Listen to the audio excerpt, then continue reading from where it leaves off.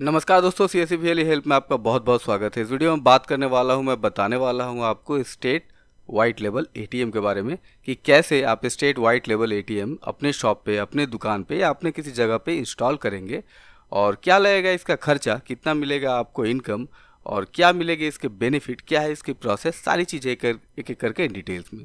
तो चलिए शुरू करते हैं। उससे पहले मैं बता दूं, अगर आपने मेरे चैनल को सब्सक्राइब नहीं किया कृपया इस रेड बटन पर क्लिक करके मेरे चैनल को सब्सक्राइब कर ले और इस बेल के आइकन को भी दबा दे ताकि मैं जो भी वीडियोस लाऊं उनको नोटिफिकेशन जाता रहे सीधे आप तक।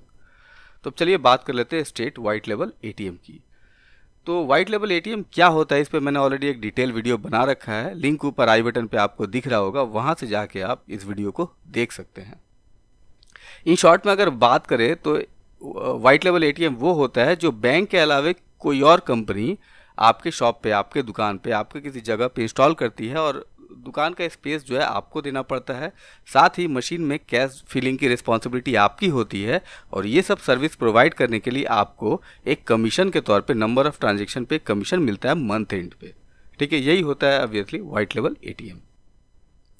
तो यहाँ बात कर रहे हैं हम स्टेट वाइट लेबल एटीएम के बारे में और इनके दो मॉड्यूल हैं। एक है शॉप इन शॉप एटीएम, ठीक है, जहाँ पे अपने दुकान के अंदर पे आप एटीएम लगाते हैं और कस्टमर आके आपकी एटीएम की सर्विस यूज़ करता है, उसके बिहाफ में आपको कमीशन मिलता है। और दूसरा है स्टैंड अलोन एटीएम, जहाँ पे जगह की कमी हो और कस्टमर की फ्लो ज़्यादा हो, वहाँ पे आप मल्टीपल एटीएम एक शॉर्ट जगह पे लगा के आप ट्रांजेक्शन करवा सकते हैं, सुविधा लोगों को दे सकते हैं। ये दोनों ही डिपेंड करता है कि आपका शॉप का नेचर कैसा है, वहाँ पे कस्टमर का फ्लो कैसा है। ये आप और कंपनी दोनों मिलकर म्यूचुअली डिसाइड करते हैं कि कौन सा मॉडल आपके लिए बेस्ट है, वही आपके शॉप पे इंस्टॉल होता है। अब बात कर लेते हैं कैसे आप इसे इंस्टॉल करेंगे अपने शॉप पे या आप फ्रेंचाइजी लेंगे वो। तो सबसे पहले हम समझ लेते हैं बेसिक रिक्वायरमेंट के बारे में। तो यहाँ पे लगभग 80 से 100 स्क्वायर फीट की आपको शॉप की आवश्यकता है एटीएम इंस्टॉल करने के लिए और साथ ही आपको वी सेट के लिए छत पे 6x6 का एक स्पेस देना होगा जहाँ पे वी सेट इंस्टॉल होगा और इलेक्ट्रिसिटी की एक कनेक्टिविटी का आपको अरेंज करना पड़ेगा क्योंकि एटीएम तो चलेगा इलेक्ट्रिसिटी पे ही। और साथ ही साइनेज और होर्डिंग लगाने के लिए भी आपको फ्रंट में जगह होना चाहिए। और अब आपको क्या करना है कि आप जब एप्लीकेशन करेंगे, आपकी शॉप जब अप्रूव हो जाएगी, तब आपको 1 लाख रुपए का सिक्योरिटी डिपॉजिट पेमेंट करना है। ये रिफंडेबल सिक्योरिटी डिपॉजिट है, यानी जब आप एटीएम आप नहीं चलाना चाहेंगे, आप इसे क्लोज करना चाहेंगे, तो वहाँ पे आपकी सिक्योरिटी डिपॉजिट जो है कुछ अमाउंट कटेगा, कटने के बाद ये आपको रिफंड कर देंगे। और ये इंस्टॉलेशन और रिस्पॉन्सिबिलिटी की जिम्मेदारी है इसकी ईपीएस की। ईपीएस ही आपका एटीएम इंस्टॉल करेगा, पेमेंट के बाद ईपीएस आपका एटीएम इंस्टॉल कर देगा और उसके बाद कैश लोड आप करेंगे, कस्टमर आएंगे, ट्रांजेक्शन करेंगे और नंबर ऑफ ट्रांजेक्शन के ऊपर आपको मंथ एंड में कमीशन या इंसेंटिव जो भी कह लीजिए आपको मिलेगा। फ्रेंचाइजी के रिस्पॉन्सिबिलिटी की बात कर ले तो यहाँ पे इलेक्ट्रिसिटी बिल पेमेंट फ्रेंचाइजी की रिस्पॉन्सिबिलिटी होगी और एटीएम में कैश अरेंज करना, कैश फिल करना, ये भी फ्रेंचाइजी की रिस्पॉन्सिबिलिटी होगी। साथ ही इस छोटा जो मेंटेनेंस है, स्मॉल मेंटेनेंस है, माइक्रो मेंटेनेंस है, वो आपकी रिस्पॉन्सिबिलिटी होगी। कहीं कोई प्लग लूज हो गया, कोई कनेक्शन ठीक नहीं है, तो वो आपको देख लेना है। और जो मेंटेनेंस वगैरह ज़्यादा बड़ी चीज़ें हैं वो कंपनी देखेगी। साथ ही आपको शॉप की क्लीनिंग पे ध्यान देना है, साफ़ सफाई, रख रखाव, ये जिम्मेदारी भी आपकी होगी, फ्रेंचाइजी की होगी।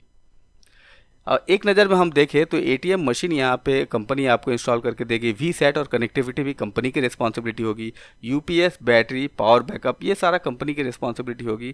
कैश सप्लाई आपको अरेंज करना है। इलेक्ट्रिसिटी कनेक्शन और बिल पेमेंट, ये तीनों चीज़ें आपको करनी है।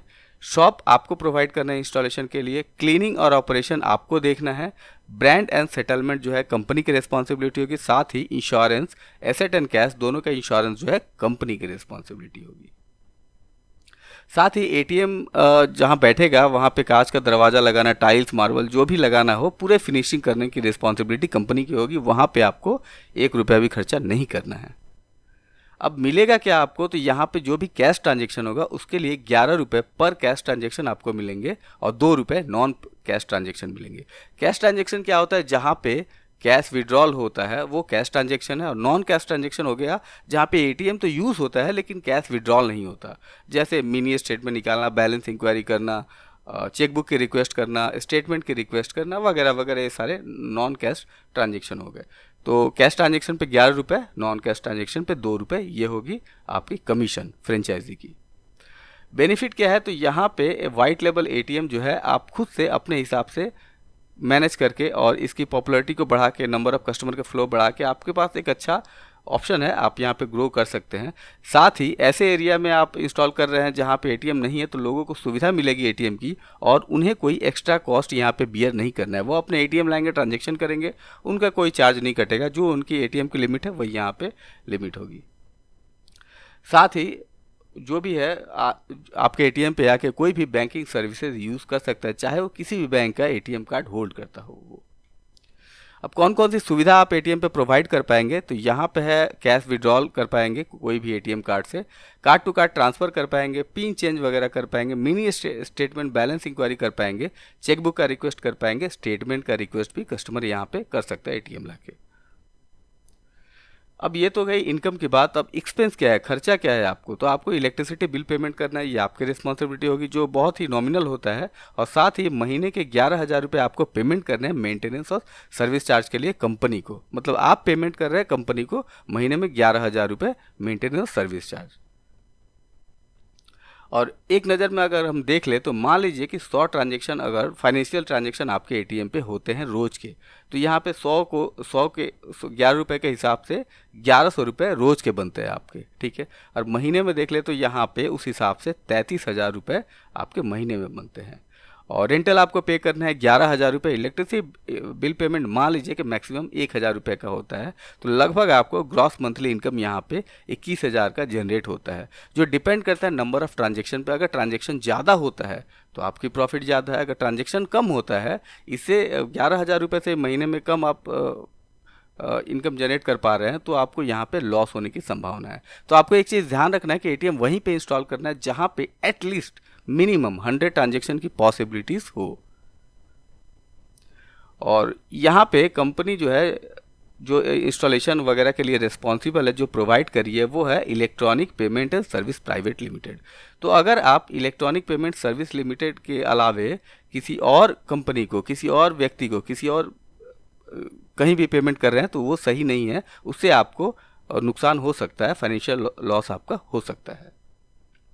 अब बात कर लेते हैं एटीएम लेने के लिए आपको क्या करना है। तो कॉन्टैक्ट डिटेल्स आपको स्क्रीन पे दिख रहा है डिस्ट्रीब्यूटर का, तो वहाँ पे आप बात कर सकते हैं, आपकी जो भी क्वेरी है वो यहाँ पे क्लियर कर सकते हैं। उसके बाद आपको लगता है तो आगे की प्रोसेस की जानकारी आपको यहाँ से मिल जाएगी और आगे का आप प्रोसेस यहाँ पे कर सकते हैं। अगर आप ऐसे टाइम में वीडियो देख रहे हैं कि कॉल करना पॉसिबल नहीं है, तो गूगल फॉर्म का लिंक मैं डिस्क्रिप्शन में डाल कर रखूँगा, वहाँ से जाके आप डायरेक्टली फॉर्म फिल कर दें। कंपनी के जो भी लोकल डिस्ट्रीब्यूटर हैं उनकी तरफ से आपको कॉल आ जाएगा। दोस्तों ये रहा मेरा एक छोटा सा video state white label ATM के ऊपर। आशा करता है वीडियो आपको अच्छा लगा, पसंद आएगा, तो प्लीज़ से लाइक शेयर सब्सक्राइब जरूर करें। तब तक के लिए हैव अ नाइस डे। जय हिंद, जय भारत।